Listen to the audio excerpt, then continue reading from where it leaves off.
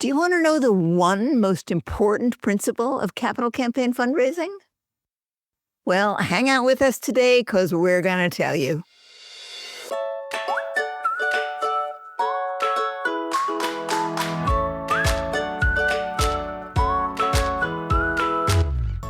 Welcome to All About Capital Campaigns, a podcast that provides fuel for your nonprofit's growth.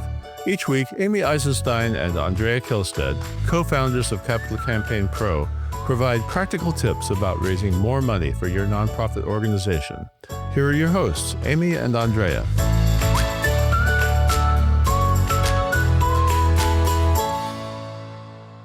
Hi, I'm Amy Eisenstein. I'm here with my colleague and co-founder, Andrea Kihlstedt, and today we are going to be talking about one of the most important principles of capital campaign fundraising, and that is a strategic order of solicitation.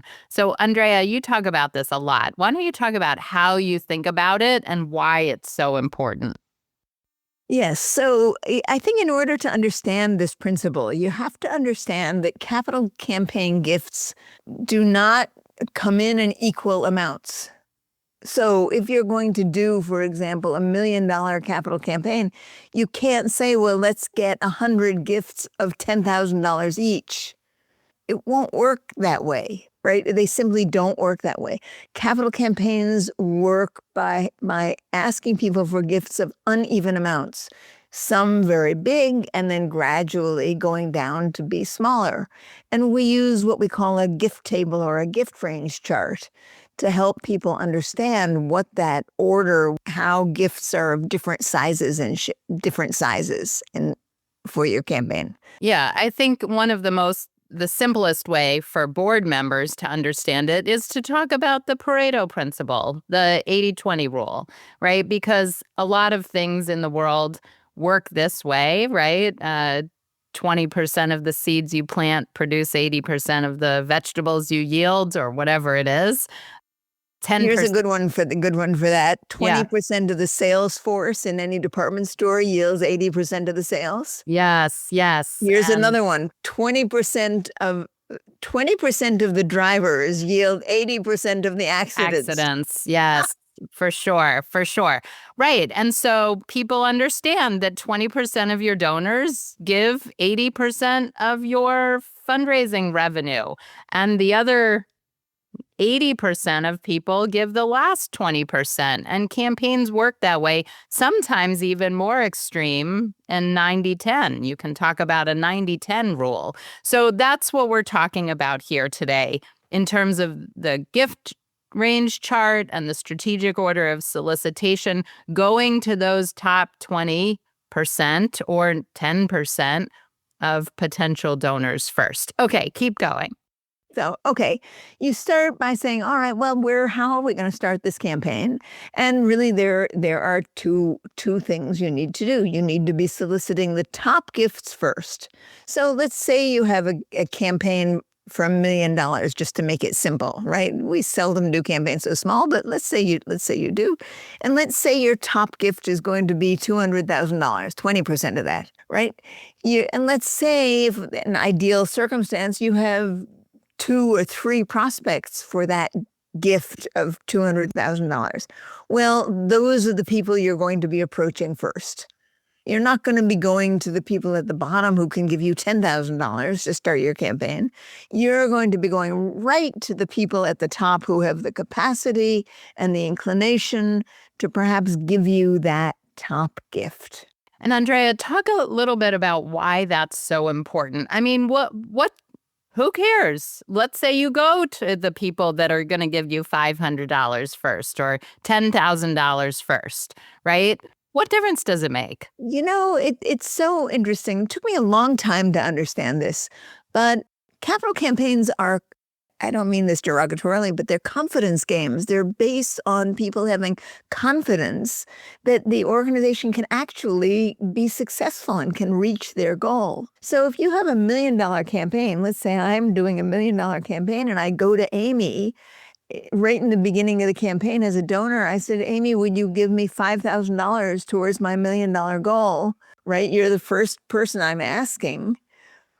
what's Amy going to say? She says, well, my you're going to say yes. But then you're going to think my $5,000 isn't going to get you very far towards your $1 million goal. I'm going to have real questions. Yes. Because the proportion of her $5,000 gift isn't big enough she's going to say, where are you going to get the rest of this money if you're coming to me? Right. It's not going to work. Right. It's not gonna work. Am I throwing my $5,000 away? Right. Because, you can't possibly get to $1 million if you're starting with my piddly $5,000. Exactly. But now let's flip the script on that. Yeah. Let's say I first went to 20 donors and I actually raised all those top gifts. And let's say of the $1 million, I've raised 700,000. 700,000. Exactly. And now I go to Amy, who I think could give $5,000. I say, Amy, we've raised $700,000 towards our $1 million goal. Would you consider a gift of $5,000 to help us close the gap?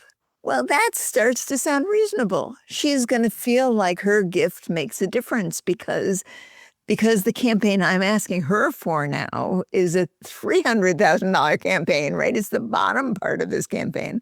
And her gift will make sense in that context. Right? Now, the people at the top, the biggest donors, let's go back to the people, okay, I'm going to someone for $200,000 or $250,000 at the top. They're going to understand very well that their gift of $200,000 or $250,000 will make a huge difference to this campaign. It will set the campaign up for success. And people who can give that kind of money understand that. The proportion is right. I think that's such an important explanation and a visual picture. Really a common sense explanation for why this top-down approach is so important.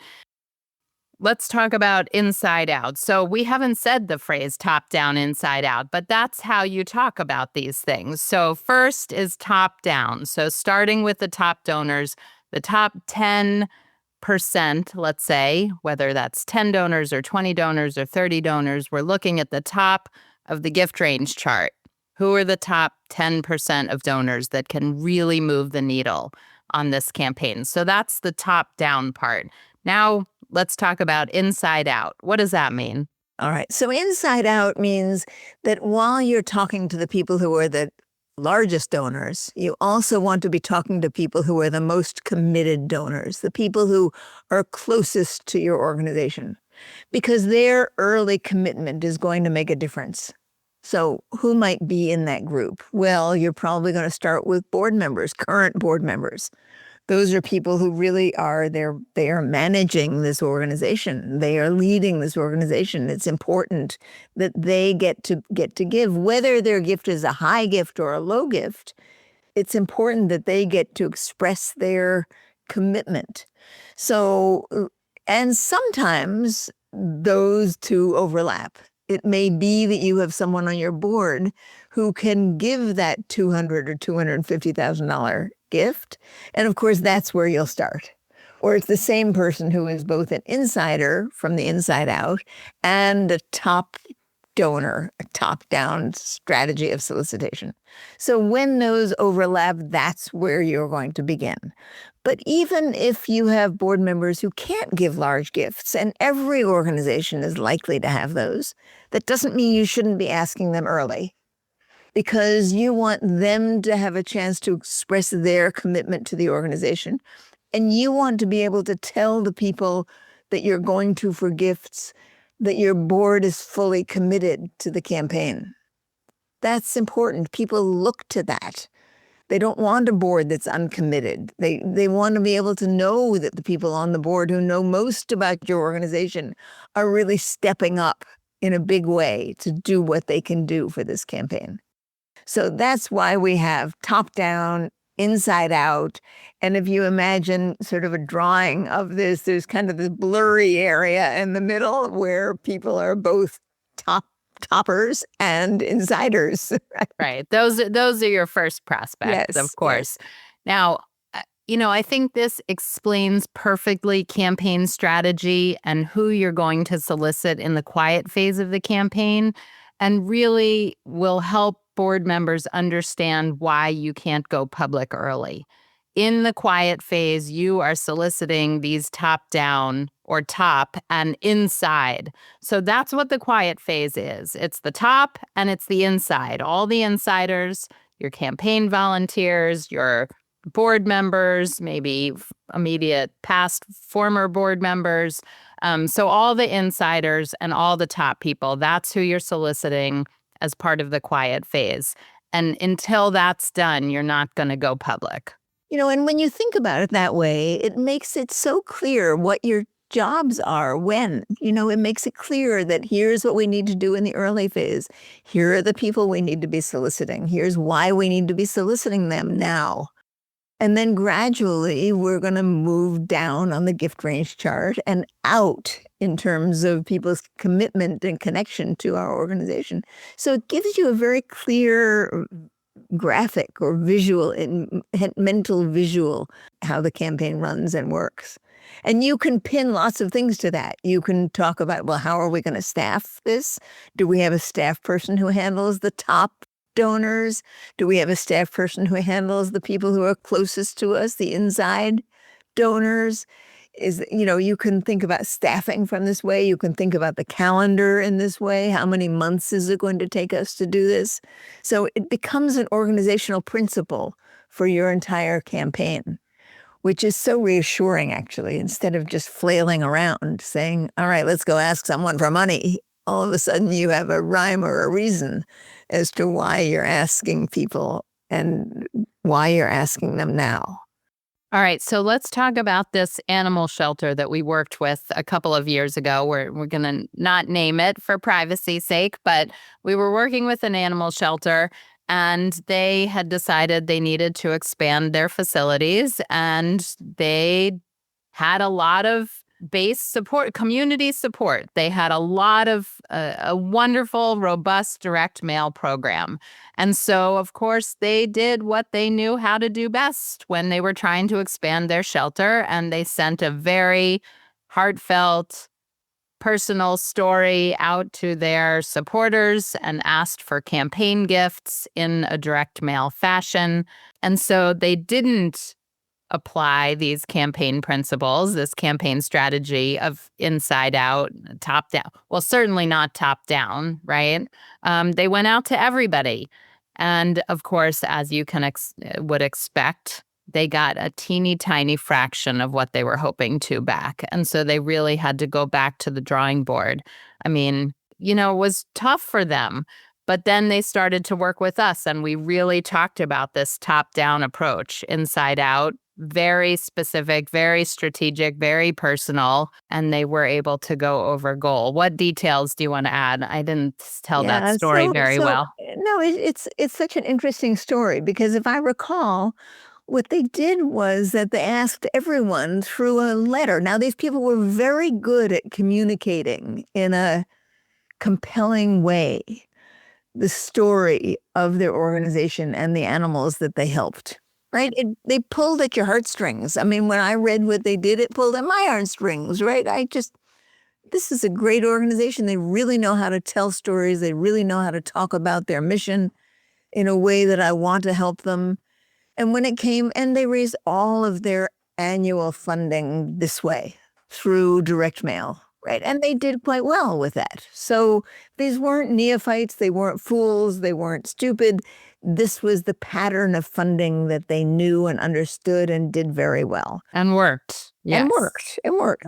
So it's not surprising that when it came to a campaign where all of a sudden they're not having to raise $500,000 in a year, but they're having to raise $3 million in a year, right, or for their campaign, that they would think that the same strategy would work. So, and that their loyal, longtime donors would step up in that way. Right? Yeah, it made sense. It made sense. As Amy said, they put together this amazing solicitation material, kind of a brochure and a personal letter. And in that letter, if I recall correctly, they asked everybody, each person, in that letter to send $10,000. Yes, $10,000. Now imagine getting a letter. I mean, it makes me laugh, but you can understand it. Imagine getting a letter in the mail from an organization that you generally give, $500 to, and all of a sudden they're asking you for $10,000, right? In a letter, right? It's like, well, the surprising part of the story is that they actually got some $10,000 checks. 2 or 3. 2 or 3, right? I mean, that's amazing that people in response to a letter would send a $10,000 check is amazing. But let's say they got 3, that's $30,000 on a $3 million campaign that's not going to go anywhere. And they were rocked back on their heels. It's like, this didn't work. Yeah. Right. So it was shocking to them because they were so good at what they did and they did it so well. And indeed they did. It was just the wrong strategy. When we worked with them, what we realized is that they hadn't done any prospect research, for example. They hadn't done any donor cultivation. They hadn't segmented their lists into people who could give more and people who could give less. They didn't know who the people who might give $500,000 were, though there certainly were some on their list. So they had to start by saying, all right, not all donors are created equal, right? We have donors who can give different amounts. Let us do our research and our homework and find out who our top 20 or 30 donors are. And that's what they did. Instead of 1,000 donors, they focused on 30 donors. That's right. And that of course, was the top and the top down. I mean, to bring this back to our top down strategy, right? They then could approach each one of these people individually and invite them in to see the place or have conversations with them to find out why they were interested and in fact, they raised much more money than they ever thought that they could raise. And they went over goal. They went over goal. And not because everybody in the broad base sent the money, but because they focused on this top group of donors and they solicited them. I mean, they sort of pretended that they hadn't solicited anybody in the beginning. They wrote off that first. Right. It was a fresh start. We did a fresh start. A do-over. Right, exactly. So, and I think, to this day, this was some years ago, and to this day, that approach transformed their fundraising, right? They now understand what it is to build real relationships with the people who could give them significant gifts. And they keep right on with those relationships. Well, that's what we see in campaigns all the time. That's what good campaigns do, is they transform fundraising departments, offices, capacity, infrastructure, so that organizations, as they grow, can raise more money in an ongoing fashion and build deeper relationships with their donors as well. So this was great. You talk about top down, inside out all the time, Andrea. And I think it was a great idea to articulate it, break it down, say why it's important. And so that, Amy, let me say one more thing about top down, which is that it's scary. I remember the first time I learned that. I learned it from someone, and I had to raise money for a project. And I realized that I had to start by going to my largest donors. And that if they said no, right, that I was in deep trouble. So this strategy, while it is critically important and for sure what you need to do, has the downside of being very anxiety producing. Because if you don't get that top gift or those top gifts, if for some reason that doesn't happen, you are going to be in a position of having to rejig your campaign significantly. Right? These are very high stakes asks that feel more anxiety producing than if you were just asking everybody for $10,000. That's easy. Well, the reason they're high stakes is because you can't make up for those gifts at the bottom of your pyramid, at the base, in the public phase. You can't. And so you do wind up adjusting your campaign goal down. But to set you up for success, you're going to do a feasibility study. And the way that we have people do feasibility studies is that the leaders of your organization, go and have these strategic conversations so that you have a better sense of it and you have a better chance for success because you're engaging people from the beginning. So on that good note, topic, Amy. I just didn't want to leave out the anxiety part. yes, 'cause I think is it's super real. important.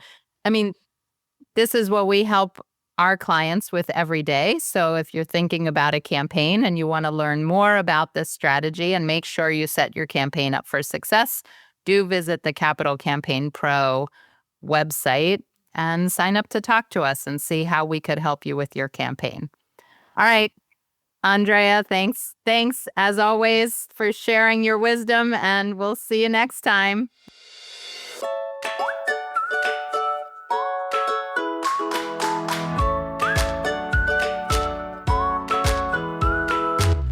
Thanks for joining Amy and Andrea for today's All About Capital Campaigns. To learn more about them and their work with organizations like yours, visit capitalcampaignpro.com, where you'll find all the help you'll need for your campaign. And please subscribe, then rate and review us on your favorite podcasting platform. Thank you.